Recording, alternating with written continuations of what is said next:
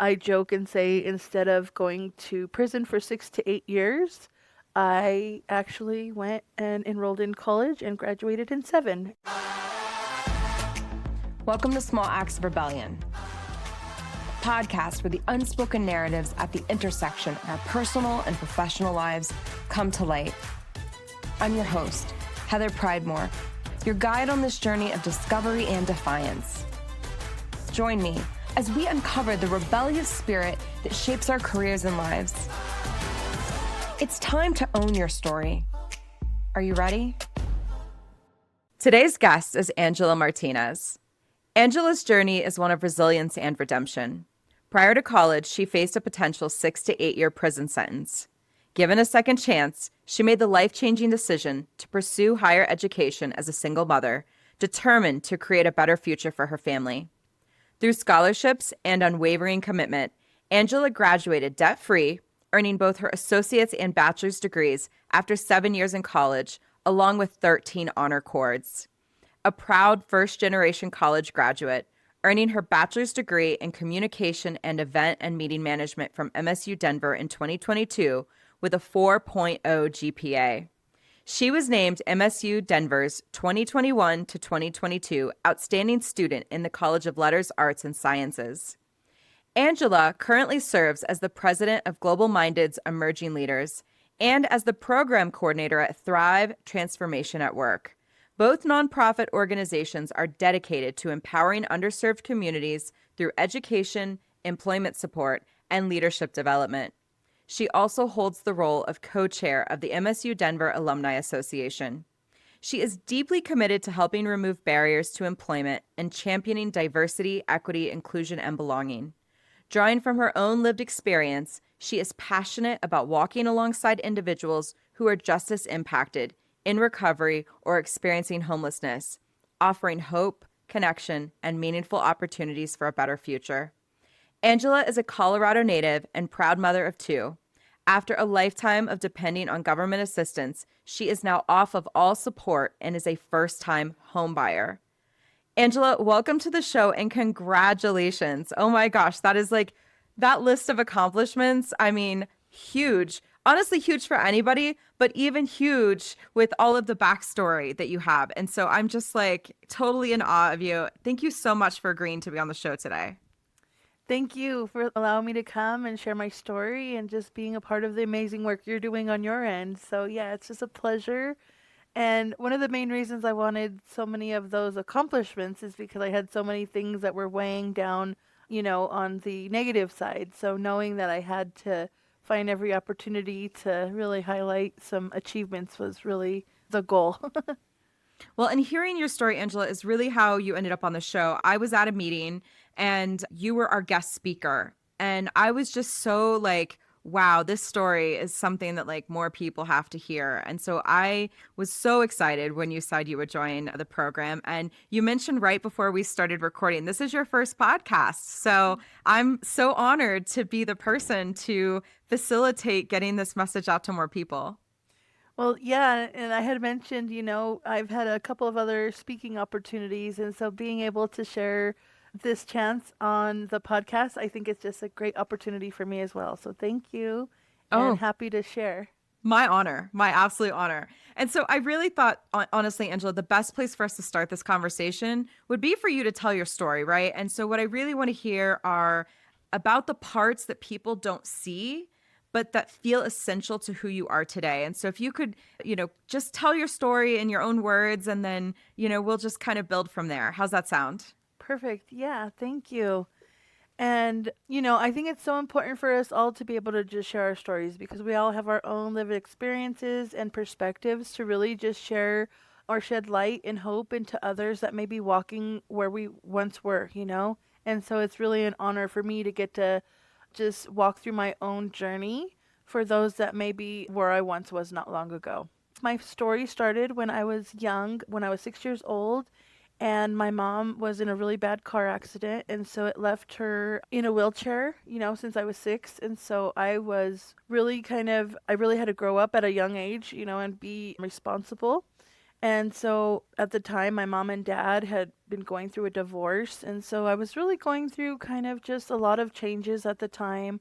I was trying to be a good student as well as, going to church. And so really just trying to be the best kid I could be. I was the oldest of three brothers and a sister, but I am the only child between my mom and dad. So my mom and dad, split up and had kids from other partners. And so during that time, I was just kind of lost and just figuring things out. And when I was 17, my dad was unexpectedly killed by a car wreck. Once he passed away, it was very unexpected. And I was at a age where I was just living to kind of numb my pain. I was, experimenting with lots of different drugs, drinking, and just kind of hanging out with the wrong crowd. My boyfriend at the time was a gang member, which kind of led me to a lot of associations that got me into a lot of trouble. I didn't really have role models or family in my corner that were really teaching me how to do the right things in life. And so I kind of joke and say I learned what not to do from the people that were, in my circles. And so after my dad was killed, I really just kind of, stopped going to church, just started living very dangerously, living in the hotels, not knowing where I was going to sleep sometimes. At the time, I was on the run from the cops. I had been on the run for almost 10 years, just never facing my past mistakes. And during this time, I had my first daughter. And this is kind of, I was a young mother. I was a 10th grade dropout. I didn't really have a lot of things to offer my child at the time. And so I thought what was best is for to let my mom and my grandma kind of take the responsibility of being her parent, which in a way was the best thing I could do because not long after my daughter was born, I told you I got into some trouble. So I was with my boyfriend and his cousin, and we went out, and he was drinking and driving, and we had gotten into a really bad car wreck. And right before we wrecked, his cousin, who was 15-year-old, and I swapped places, and he ended up passing away in the car accident. And so he literally passed away in my lap. And so I really had a hard time for such a long time after that because I had a lot of survivor guilt of why I was spared and why he wasn't. And really just had that really kind of take a toll on my whole hope for a better future. And so during that time, I found out, or during that time, I had gotten into some trouble because of, the life I was living and ended up going to jail. And this is the time when I was looking at 6 to 8 years in prison, and I found out I was pregnant with my second daughter. So I was really kind of hitting my rock bottom at that moment, really faced with a life of being locked up and never being able to meet my second child. And so I honestly believe jail was my turning point because it helped me refocus my life, get my priorities straight, as well as focus on what was important. And I knew that was taking care of my kids. So I knew if I had a second chance, I would do everything in my power to just be able to be that person that I always wanted to be in my own journey. And so I was facing 6 to 8 years in prison, and instead I did 8 months in the county jail and was sentenced to 2 years recovery court. And I'm so grateful for recovery court because that was literally my first second chance. They were able to see something in me to know that I was capable of making something out of myself, and they gave me the opportunity to prove them right. Our success rate in recovery court was very small because of the requirements. I was taking UAs every day. I was going to court every week. And I mean, daily therapies, group sessions, individual. I mean, so many different type of ways to kind of learn us how to cope with living sober, our triggers, the barriers that were helping us kind of relapse. And so having this awareness helped me when I was feeling those type of ways to get through and stay sober. I had been using from 17 up until 30, so I really didn't really know a life other than just kind of being lost. And so I needed those tools and the skills and the support of somebody that was in my corner to check on me, to call me out, to make sure that I was going forward and to know that I wasn't alone. And I also had the motivation of my children to be the reason why I wanted to have a better future, And I think if I didn't have my children, I don't know if I would have even cared to have a reason to want better for myself. So I knew getting out of jail, I was going to have a lot of hard times because I didn't have a lot of experience. I had a 10th grade education and a criminal record preventing me from opportunities. I joke and say instead of going to prison for 6 to 8 years, I actually went and enrolled in college and graduated in 7. And so just a little transition of the timing, but I knew education was going to be my chance at a new future. I was just blessed to find the right programs, the right people, and the right support along my journey to help me to get to where I am today. So, my first kind of experience was enrolling into Community College of Denver, literally not even knowing what degree to pursue, not even knowing what my skills or my gifts or interests even were. And so I was older than a lot of the professors. And I think going back to college as an older student really helped me gain the full experience of a college student because I knew what the education meant that was going to help me move ahead. And I don't know if I would have known that same level of worth of education if I didn't have the experience that I've had. So I took full advantage of the experience. I wanted to make sure I signed up for every student organization I was eligible for. I applied for every single scholarship. So, just knowing to be able to seek the support that was out there, I think that's so important because a lot of us just feel like we either have to do it alone or we don't admit that we need help. So we just kind of stay stuck or just stay at the place that we're only able to achieve on our own without someone that can help us level up to a whole new area of experience without having to try to figure it out by ourselves. And at the time, I was living in a spare bedroom in my grandma's house on a bunk bed with 2 children. And so it was really hard. We were sharing like a dresser with all of our stuff and very hard, especially because my kids were at different ages and, different kind of seasons in their own lives. And so I knew I needed to do something. But because of my criminal record, it was preventing me from even applying for housing opportunities.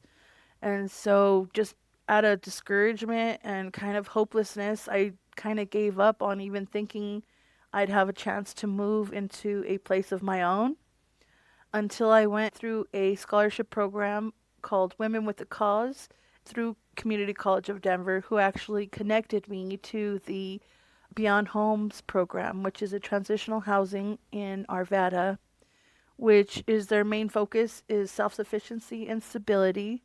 And so they gave my family a chance for us to be able to kind of grow and learn and use this program to get ahead in life. When I had moved into Beyond Home, I had no education, and was in the program for a little over 6 years.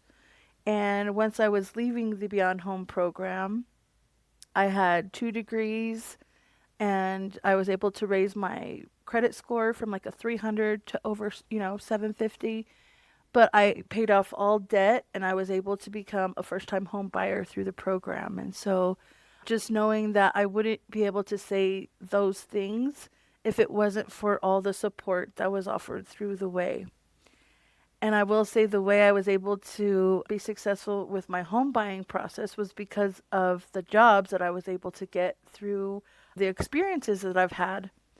So when I graduated Community College of Denver and then transferred to MSU, where I really figured out what I wanted to do with life. I was at the time working sales and marketing, which was great, but also nothing that I could feel purpose or passion for. So after graduation, I felt like I didn't know next steps. I didn't know what kind of role to pursue. I was just lucky enough to have had a mentor at the time who was speaking at a conference that I was able to attend. And the conference I attended was very focused on first gen students, which was I was associated with. And so it really meant a lot. And it helped me see other prospective jobs that I would have never pursued or even explored on my own. So I was able to attend the conference and learn about a role in the nonprofit world as an assistant conference director. I have been working as an assistant conference director since I actually attended the conference as an attendee. Kind of just knowing that was my first step to kind of the nonprofit role, I knew I wanted to do something that was meaningful and making an impact in some type of way. Wasn't sure how or what. Especially out of college, I feel like school really prepares you to graduate, but after graduation, it's really hard to use what you've learned or to even know where to use it, right? So I was applying for a lot of the jobs that I just kind of had familiar experience with, but really no passion or motivation to really stay in that industry. I was lucky enough that when I was living at Beyond Home, they would bring in community partners for different types of resources. And one of the main supports I needed was employment support. So Beyond Home had asked Thrive to come in, and Thrive is an employment support program that helps job seekers with all types of barriers find jobs. So at the time, I was an assistant to someone who wasn't leaving. So it was really hard to try to move up if there wasn't a role to move up in. But I also knew that I wanted to use what I've went through to try to help others in a type of way. And so when I went through the program, the Thrive program, it's really great because the way it works is it trains and coaches job seekers just for all different ways of learning to go through the employment journey. So they helped me transition from, my for-profit sales and marketing background into a nonprofit coordinator role that I would have never been able to maybe pursue on my own or even be aware of that would have been a really good fit. And so I think that's really helpful when you have somebody help us, know the options that are out there and help us recognize that we're a good match for those opportunities. There's a lot to unpack there, Angela. I have so many things I want to ask you about, but I want to first just repeat something back to you and talk a little bit about it. And so throughout your story, you talked a lot about luck, right? I was lucky because this happened. I was lucky because I found this. I was lucky because this opportunity presented itself. And so you talked a lot about luck. And I'm just curious, how much do you feel that the way things have unfolded for you had to do with luck?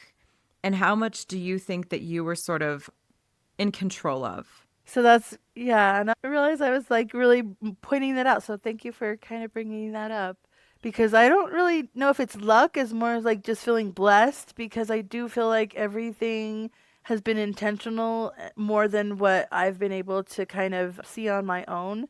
Like just pursuing education was never my plans. I know that was God's plan for me to do the steps I needed to do in order to be able to help the way I am now.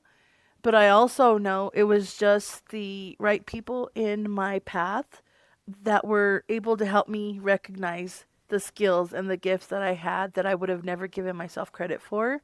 Because I think we just stay stuck where we're at because we don't have those people that are either able to push us out of our comfort zone or, just help us see ourselves in a different way. And I think that's really something that's helped me so much. Just kind of, use that going forward. Yeah, something I talk a lot about on the show, Angela, is self-advocacy.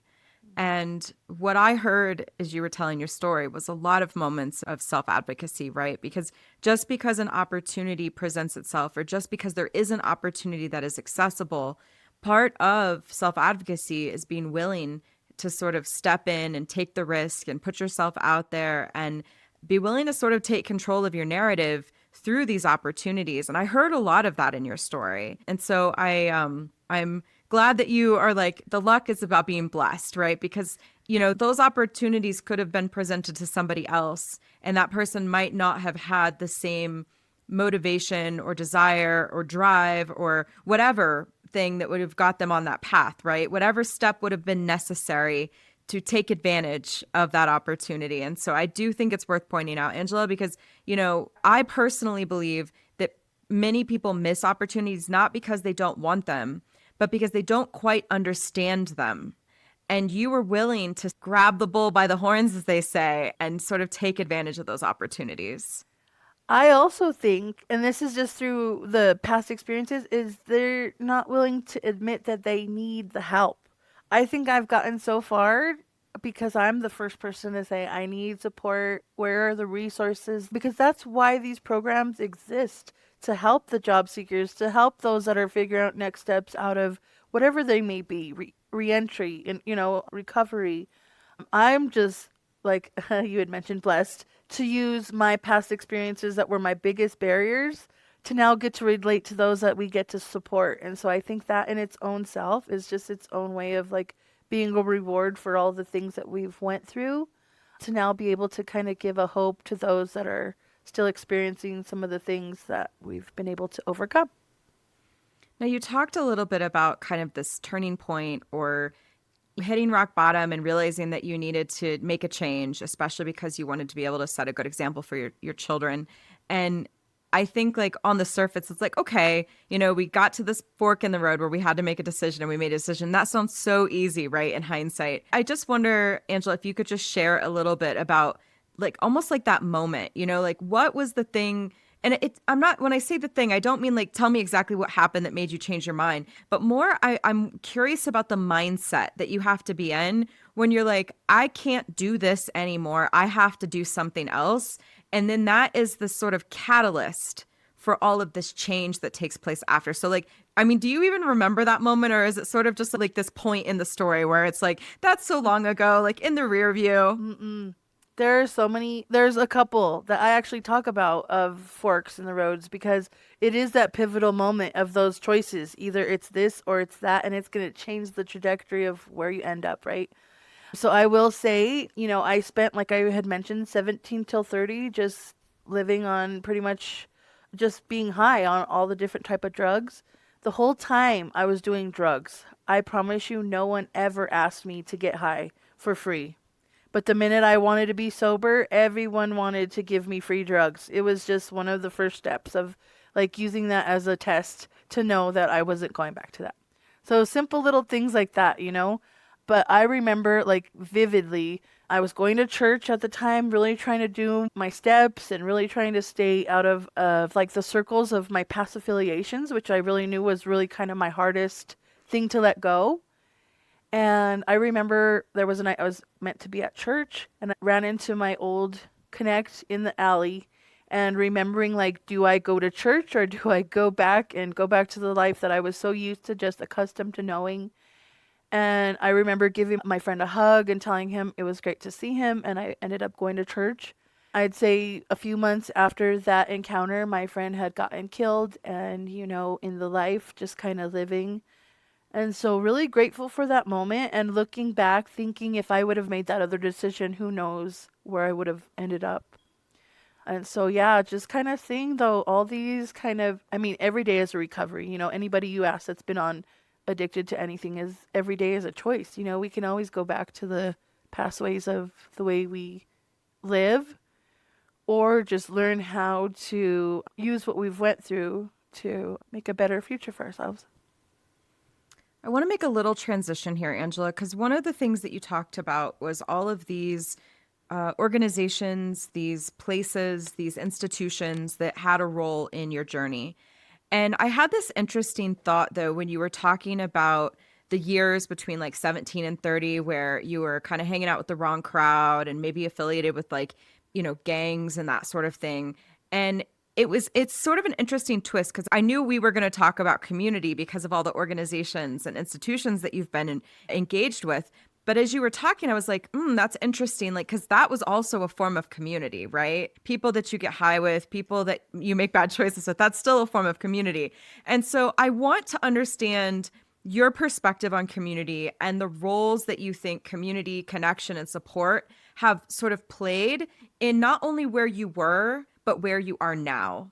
Because I think there's some interesting similarities in community, but then also like one serves you better than the other, right? There is so much overlap, and I have recognized that. It's like a lot of the things that were done when I was in that community of like our drug usage. It was the same things that a lot of we're doing now on the other side, and so being able to have the perspective on both ends has been such a benefit on my side to be able to kind of relate, but then also to be aware of where the need is because I was the one on the side of needing, the support. And so community is so huge. Like I had mentioned earlier, when I was running with my gangs, I had a lot of connections that were leading me down a path that didn't have a promising future. And so I think that's really important because even just guilty by association, even when you're not actually doing something that, are charged of, one of my first charges was because someone had drugs in my car and they didn't take blame or, possession. And so, of course, it's your car possession. So, right there alone, just having the wrong people in your life and in your circle can bring you down so quickly. I talk about that so much without having the people that can help bring you up. How do you expect to make moves, going forward when everybody's trying to bring you back? So that piece is very important, but that's why I surrounded myself in those positive communities that do have those people that have had their own success, that have had those different experiences in life that I can learn from, that I may not have myself, but I can go to those places of support, my global minded community, my Thrive community, because I know they have the best interests at heart and they're wanting, me to succeed rather than when I knew our past kind of experiences of where we all ended up, either locked up, passed away, or still using. I think it's interesting, I can't remember the saying or the turn of phrase, but they talk about how we are typically a reflection of the people we keep around us, right? Mm-hmm. And I'm actually thinking about that with you, Angela, not for the community that you built around you that supported you, but for the community that you're helping to create for those who are sort of a few steps behind you in some similar processes or maybe some similar life experiences, and how you're sort of reflecting a success story, right? Like a positive opportunity, the fact that it can be different than, because I think sometimes too, when we're feeling stuck, no matter what we're feeling stuck in, right? That narrative that kind of plays out is like, I can't change this. This thing is like happening to me. Maybe we feel like we don't have any control and we get into some real binary thinking. But to have someone in a position to not only to have experienced the type of community that's needed, but to then be able to provide that community and support for someone else. Like, I just think there's some real interesting, parallels there. I'm a pattern person. I'm always looking for like the connection points. And so like, I just think that sort of twist is interesting. Yeah, I think my biggest honor of the work I get to do is when I talk to past people that have known me, that were in the walk, I was in the walk with them. I recently just had this happen where one of my past really good friends who is going still through probation, and I was able to write him a letter of kind of support through my professional kind of lens, but also be able to give him a sense of, like you had mentioned, hope that there is another way because he knew just how bad I was. And he's like, if they could help someone like me, they could, help someone like me, they could help someone like him. And so then it does give a different perspective of kind of proof of the programs that are helping out. Now I want to take a little sidestep from community, and I want to talk about power. And power is one of these words. I would say if I had a word I'm exploring this year, it's the idea of power. Because I think often when we think about power, first of all, we think about it through a very like masculine patriarchal lens, right? And so power kind of has these things that have to do with like strength, money, influence. But I think influence is honestly one of the more interesting ones because influence can mean a lot of different things, but we kind of narrowly focus on it when we think about power. And so I am curious, Angela, from where you were and where you are now, what you've learned about your own power by moving through all these different like systems and experiences. Like, like I guess how do you define power and how do you sort of see it for yourself after the life experience that you've had? Yeah. So what I thought about with power is honestly just advocating, like you had mentioned, being brave enough to advocate for ourselves and not live in our past. I know a lot of people just feel defined by their labels, and knowing that we all have a worth, a gift to offer the world, and how I'm just feeling that we all have potential to just make a difference in some type of way.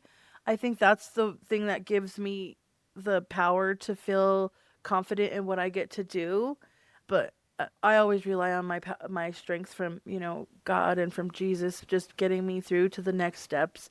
But I also know it's the people that have been in my path that have helped me kind of step out of a comfort zone that I would have never given myself permission to even pursue. As you had mentioned, a lot of us, especially that have come from backgrounds of kind of feeling unworthy or having that imposter syndrome of not really knowing that it's okay to be in the places that we are, and we, all of our stories have power, and all of our stories are impactful in a way that we can offer support to those that may just be in need, just need a little encouragement or just a little insight to, the journey together. And so I just think it's really important that we share our perspectives and get an overall understanding from all different walks, because, we can all see things in a unique way that's all meaningful. I hear you saying a few things, Angela. I hear you saying that our stories are a source of our power. I hear you saying connection is a source of power. And I hear you saying that community is a source of power. Does Uh, that resonate? yes, very much so. Because if you don't have, especially community, you won't ever maybe go further than you can ever imagine that yourself would get to.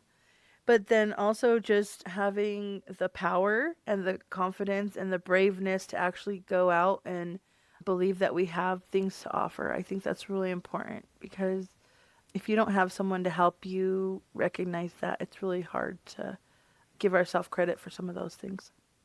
I have to say though, Angela, I think there's also a source of power in like finding those people, right? Like recognizing that you need that support and going out and advocating and finding that person or that system or that department or whatever it is, right? Hmm. Like that is such a important source of power. I have to say though, like you're really speaking my language, Angela, when you talk about like the powers of stories and how when we feel maybe unworthy or I grew up very blue collar, and so like I kind of always carry some of that scarcity mindset, with me. And so despite all of my accomplishments and all the places I've gone in life, right? Like I still carry a little bit of that element of scarcity. And so, you think about, I don't know, I'm a little bit meandering here, but I was thinking about when you were at your sort of pivotal moment, there was a source of power there. Hmm. And then now your power comes from a different place. And so, like, when you think about the contrast between those periods in your life, where do you think your power comes from today? Yeah. And I'm glad you brought that up, because this brings me to another point I wanted to discuss was about before the power of advocating ourselves. One of my biggest challenges, especially even with my education, was getting employed because of my label. And so I would get past an application, a resume, a panel of interviews, I would be accepted even though I would be honest with my background, and the hiring person wouldn't have a problem with it. But then once my application would get to HR level, that was during the time when I would get those denials. So I had not one, but three experiences like that, to where I knew it wasn't going to be easy and people were going to label me and just judge me for my past. So what I learned through those experiences is to be brave enough to advocate for our worth, for what we have to offer.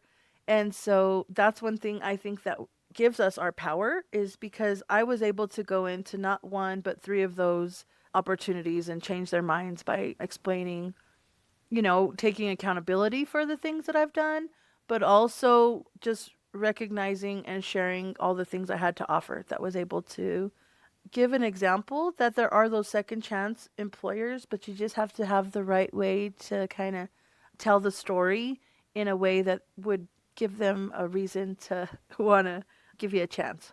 So that is one of the things I think is so important. That was my power then. So once I had that happen the first time, I knew every other job was going to kind of have a similar situation, just because at the time before I was just going for basic jobs that were not very hard to get, and the higher up you get in, your salary paid positions and things like that, it's a little bit different. And so I knew each process I was going to have to go through these kind of extra hurdles than maybe someone without a criminal record would have to go through. But at least knowing that, I was able to know each time how to kind of use those experiences to help me going forward. So now I'd say my power comes from being a piece of the impact in other stories. That literally gives me the passion, the drive, the purpose to do what I do, because I know how meaningful it was on my end when I was seeking the support. One thing you had mentioned about some that I don't know if they just feel like they don't want to admit that they need help, or they don't know where to look for it, whatever it may be. But when I was in MSU, I remember I was awarded an internship, and through that internship, there was 20 of us that were awarded the internship, and out of 20 students, only 2 of us decided to take the opportunity of a mentor. 18 others, I don't know if they didn't see the value, but I know if it wasn't for my mentor out of college, I wouldn't even have known my next steps. So having those people that are willing and wanting to give back in meaningful ways is so important, to have that kind of support throughout the next phases of your journeys. Yeah, I want to say it's really brave. Like, I can only imagine what that application process was like. And, I have never experienced it from your side of the equation, Angela, but I remember early in my management career, I'd interviewed this person. They were amazing. And we did the background check, and it came back flagged, from HR. And we were like, this can't be right. Like, something's got to be wrong. This candidate's so wonderful. Like, let's just call her and ask her to explain, like, what's going on. And she did. She came in and she explained why there was a flag on her background check. And because, like, of the story and everything she told us. And I mean, I don't know, wrong, right, or indifferent. I was really early in my career, but we were able to offer her a job, which I was really excited about, because she checked all of the boxes, right? Except she couldn't pass the background check. And it was one of those situations where, because we, I guess, took more of a human-centered approach, we were able to have a conversation with her and understand, like, what was in her background. And since it didn't relate with the job we were hiring for, and it wasn't anything that was going to prevent her from doing the task at hand, we were able to get around it, right? And I understand that there are certainly some situations where something in someone's background might prevent them from working in certain types of jobs. Fair, right? But Exactly. I do think, like, that made an impression on me. And when I left that job, she actually sent me flowers, and she said, like, thank you for taking a chance on me. And so, like, I And got she to was be probably one of your best workers, she right? was awesome. She was awesome. But I got to be a little bit of a part of her story, right? And it's funny because I actually haven't thought about that in quite some time until I started talking to you today. So, I know how impactful that can be to some degree. I can understand how impactful that can be from that experience. But I also think how brave it is and how stressful it must have been to have been in a situation where you were having to sort of disclose, right? This, like, less than, like, exciting part of your life, right? The part you'd kind of want to, like, hide in the closet. You're like, I'm past that. That's in the rear view. Like, I don't want to talk about it anymore. And that kind of leads me to this sort of other thought I had. When we think about our personal and professional brands, most people curate the best, right? It's like, I had this great job. I won this awesome award. I have this great GPA. I went to this awesome college. But what I think is really interesting, Angela, is you've actually built a really amazing personal and professional brand, while at the same time completely embracing the parts of your story that aren't, like, gold star, like, whatever. It's actually quite beautiful. And honestly, like, it's so authentic, right? Like, we talk about authenticity, but I mean, how many people are sort of putting it all out there and saying, like, this is me, and then making that the personal professional brand. So, like, kudos to you, Angela. Thank you. I appreciate you sharing that, because I was just joking with one of my coworkers. I said, I'm very much in kind of two worlds because I've had that professional side, but I've also had my hood side. And so it's like I can see kind of different perspectives that some of the folks that the folks that I work with can't see. But then I also get to use all the biggest barriers in my life to now be my biggest blessings to be able to be on that side as well. And so I think it's really important because not all of us get this experience, especially out of recovery and reentry, you know. I work with folks that call us our job seekers that are 30, 40 denials just because of their labels, you know, and how does that feel to someone that's just really trying to make it in life and they have so much to offer, they have so much potential, but nobody wants to realize it because of past mistakes, you know? And so I think it's so just really important that we help them recognize that they still have things to offer and there are places that are willing to see those qualities. And, you know, some of our job seekers, when they call us, they say, well, no wonder why people resort back to their old ways of living or their old ways of knowing how to, you know, get through life is because no one will give them a chance to live differently. And that is so true. There's not going to be a lot of people that are like me that are going to go and not take no for an answer or go in. And the reason I actually was able to get the first time with my application kind of being passed on was because at the time I was in a college class doing an argumentative essay, and my argumentative essay was second chance employment. You know, like, hey, we this is something that a lot of people that go through. Everybody's made mistakes, and I still have so many things that would be a benefit for your organization. You just have to see past the things that, you know, keep us from moving forward on that end as well. Well, it's such an important part of your story, Angela. I mean, you can't really take that part out and still end up where we are today. Mm-hmm. And I just don't know that your transferable skills, your life wisdom, like all of that wouldn't have the same punch. I wouldn't have the passion. The passion and the purpose is definitely through the lived experience for sure. And I maybe not have the same focus in the areas that I do if I didn't go through the life that I, yeah, you know, walk through. Well, I think it's a great inspiration. I mean, part of this podcast, we say it's time to own your story. Are you ready? And I think, you know, most of the people that we're posing that question to aren't people who have something so big to try to embrace, right? And so you're setting such a wonderful example that like we can own our stories, right? The best parts, the worst parts, the parts that are in between, and we can own all of it and still be really successful and, you know, thrive. And so I think that's what makes your story just so amazing. Well, thank you. And it's just so, just, it's just an honor and just so encouraging that someone would even want to hear just, you know, just through our different experiences on how it's taken all the support, all the different kind of learned lessons to help us kind of figure out where we're meant to be, you know? And I honestly think if I didn't go through all the things I went through and I didn't take advantage of all the support throughout the way, I don't know where I would be today. So That brings us right to the end of the show, Angela. And I like to close every episode by saying, if someone were like, this episode is way too long, I did not listen to this, what is something like the one thing that you'd want them to take away from our conversation?